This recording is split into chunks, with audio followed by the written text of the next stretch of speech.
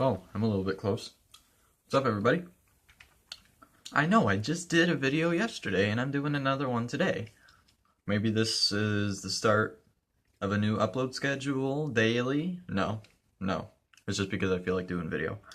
So, today, I'm chewing gum, sorry. Today I am going to review an absolute masterpiece in the Japanese music industry. X Japan's Blue Blood. This here is the 2000s. What is this one? One moment.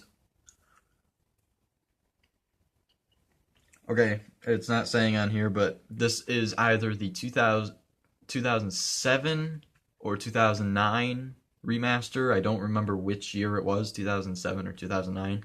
Maybe even 8.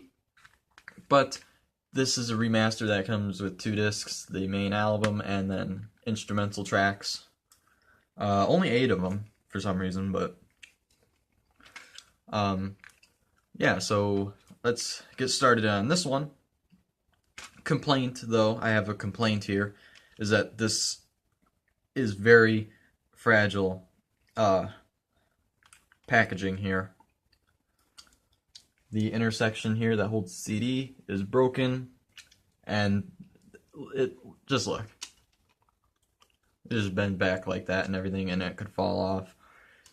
Pretty weak casing, but other than that, not really any complaints. There's the instrumental disc, the album. This was just a little thing that came on the plastic sleeve. And now we pull out the booklet. That came out surprisingly easy. I do actually really like the cover here. It's got psychedelic violence, crime of visual shock written in the X, and Blue Blood on the back. I do quite like how they did that there. The track listing and all that. I got the track listing a few times. 3 times, to be exact. With all the lyrics and everything. This album is quite well known for producing a couple of their biggest hits, being Kurenai and Endless Rain. And X, of course, another one of their biggest hits out there. Got the whole band there. I know I'm not really showing you too much of the booklet itself. I'm just looking for stuff that's worth showing you, because a lot of it's just lyrics and all that. Yeah, there's not really too much. Pretty thick booklet, though. It started getting dark out. Don't start messing up my filming. So, to start off with, this album was the last album that they did. It was the last album that they did that was quite raw and straightforward. Like, the vocals were a lot quieter on their earlier albums, as well as Blue Blood here. Which is a bit of a shame, and some of the guitar solos and everything, they're a bit faded into the background. The mixing wasn't all that great on Blue Blood, but that's why they got the remastered version that they released. Some of the best display of their songwriting throughout their entire career, up until, I would say, Dahlia and Art of Life, of course, being 2 of their best albums of all time. But you got the classics on here. You got Weekend, which is another one of their bigger hits that's quite underrated, I feel. Not a lot of people talk about Weekend. It's a very amazing song. I do like the music video for it as well. Excellent instrumentation throughout the whole song, as well as X, Endless Rain, and Kurenai all back-to-back. Exclamation, which is a instrumental track, one of my favorite instrumental tracks from the band. Orgasm, which was originally a single released in 1986, but they re-recorded it in 1989 for Blue Blood here. I do like the original version a lot more, though. The solo is an amazing solo on the original recording. It's a lot more fast-paced, even though Orgasm is still a very fast song. Celebration, which to me is one of the weaker songs, along with Easy Fight Rambling. A couple of the weaker songs, not bad, but they could have been a lot better. The ballad Rose of Pain, which I believe this surpassed 10 minutes, wasn't it? I think it was maybe like a 11.5 minute song, Rose of Pain. And then Unfinished, which is a song that originally appeared on their first album, Vanishing Vision, which was legit an unfinished song. It was only 1.5 minutes. So when they recorded it for Blue Blood, they finished it into being about 4 minute song. A lot of the lyrics throughout the album, especially for the ballads, they could be a tad cheesy. Standing in the rain and everything. Some cheesy lyrics for the ballads. But the fast-paced songs, they will get you pumping. They get your adrenaline going. The instrumentation is amazing throughout most of the entire album. Still got that rough, raw sound, as they recorded this as their major debut, but they still kept a bit of their indie sound, or independent sound. I really kind of hate the word indie. Fucking hipsters ruined that word. Very different from their follow-up, Jealousy, that would come only 2 years later. A lot different mixing, a lot clearer sound, not as what's the word I could look for this one? I could think of a word later, but for those of you who have heard the album, I'm pretty sure you know a couple of words to describe the sound on the album. It is an amazing album in its own right. I don't think that it was very high ranked, though, in the 100 greatest Japanese albums of all time. I know it was on there somewhere, but I don't think it was very high up. Even though it was such an impactful album, this is the album that skyrocketed X Japan into stardom, and that's where the Visual Kei movement, which is still alive today, it's not as well, but it's still alive, a movement that carried on for almost 30 years. It's... All I'm going to keep saying is it's amazing. I'm not a good album reviewer. A lot of people, like, if I was a famous album reviewer on YouTube, a lot of people would consider me the cancer of YouTube, probably, because I'm not good at it. Like, comparing their material to older releases, it's quite similar in the recording process, and in the engineering, and in the songwriting, and the instrumentation. There's not a whole lot to go for from back then up until what they did for Blue Blood. I like how I just kind of segued into that there. Not really a very good segue, but I still did. I think I covered everything, basically. This is so weird that I can't edit. I want to edit stuff. Why is it so hot in here? Picking 2 favorite songs and a least favorite song from an album. New thing that I do now. The instrumental disc as well, I forgot to mention. It's just exactly like the track, just without the vocals. The second disc, though, only contains Blue Blood, Weekend, X, Endless Rain, Kurenai, Celebration, Rose and Pain, and Unfinished.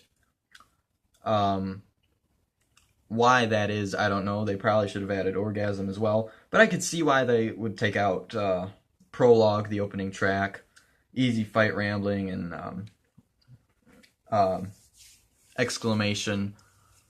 More instrumental tracks as they are. But to pick 2 favorite songs, I'm obsessed with the song Weekend right now. I'll probably pick that one as one of my favorites. And next to that, Orgasm. I absolutely love those 2 songs. And then a least favorite, probably Celebration. It's one of their weaker songs throughout their entire discography, kind of like Wiggle and Easy Fight Ramblin'. Just not that interesting of songs. I was never into that whole that whole kind of thing that they did there with those. Oh, I almost fell over here. I did like Joker and Desperate Angel, though. Those were very good songs as well. So yeah, this is an album that, if you're into power metal, speed metal, then this is definitely something that you should check out. It's not your average power metal. I know that a lot of people hear power metal, they think, like fantasy and dragons and swords and soaring vocals and epicness, but they're not that kind of power metal. If anything, to me, they are more speed metal than power metal. They never had power metal characteristics for their lyrics. Instrumentation, probably, but maybe not even that. I can't think of a song of theirs that is very much like your average power metal song that you would hear. But a great album nonetheless. I do think you should check it out. I'd give this one a 9 out of 10. Absolutely amazing album. So yeah. If you plan on buying it though before you listen to it, I will have you know that these are pretty expensive to buy X Japan albums. This I bought for I think $24.99. And with the packaging that it came in, I was a little disappointed because of how weak and fragile and borderline broken it is. So just letting you know ahead of time. $24, it's going to be kind of broken a little bit. But that's because this has been out of print for close to a decade now. So as time goes on, copies that are being moved around and whatnot, some of them get broken, some of them don't. Maybe if I buy another one of these, it won't be so broken. That's just something to know ahead of time. I think their cheapest album that you could buy is probably Jealousy. I think that one, that price fluctuates. I remember when it was like, one time I think it was like $11.99, which was pretty good. I bought mine from $14, but it was a new copy from someone in Tennessee. Sorry. But I think now the album goes for probably about $21.99. So it's quite pricey to get their albums. Jealousy and Blue Blood are the only two that you could get through Amazon itself. If you want Vanishing Vision, Dahlia, or Art of Life, you're going to have to buy them from some other seller. Most likely they're going to be in Japan, and they're not going to be new copies. There are not a lot of new copies since those albums were not remastered, I don't think. I think you could get 2 of their compilations, though, from Amazon. I know you could get the box, the best of box, which is like, it's somewhat similar. It's only like 10 songs on the main CD of hits, 2 of them being live, and then the second disc being instrumental tracks of them all. I know that you could get that one from Amazon for I think like $16.99 or something. And I think you could get Starbox from Amazon as well. 2 compilations that I have not personally heard, but you get the general synopsis of compilations when you hear a band's entire discography. You know what's going to be on there, if they're going to be live versions or studio versions, because X Japan is very much more known as an amazing live band. Like, even on Loudwire.com, when they had live band battles or something like that, or Battle of the Bands Live or something, it was people voting on which band they think was better live. Pearl Jam and X Japan went up against each other, and X Japan actually won as a better live band. So that just shows you, they're amazing live. I haven't seen them myself. God, I wish I could, though. But I do know that they are absolutely amazing live. They open a lot of their shows with Rusty Nail.